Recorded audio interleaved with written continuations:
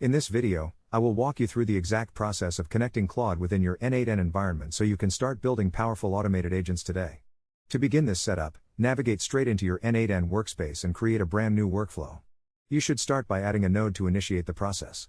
Depending on your goals, you can choose a manual trigger node if you want to perform immediate layout testing, or you can opt for the when chat message received trigger node if you are building an interactive assistant. Once that trigger is firmly in place, drag a connecting line from it and add the AI agent node directly onto your canvas. Make sure you set the agent type specifically to Tools Agent in the Settings panel to ensure it has the flexibility you need. Now, we move on to the most important part, which is connecting and authenticating the Claude brain into the system.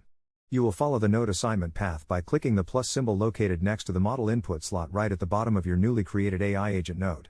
From the search menu, look for and select the Anthropic chat model node to attach it to your workflow. This acts as the intelligence for your agent. Next, you need to configure your security credentials. Inside the settings for the Anthropic model node, click on the model credential drop-down menu and select the option to create a new credential. Take the API key that you have already generated from the Anthropic dashboard and paste it directly into the provided box, then hit save to secure the connection. Finally, you need to handle the engine selection. Under the model parameter drop-down, pick the specific version of Claude you want to use. You can now add your prompt from here on out. Thank you for watching. Happy connecting.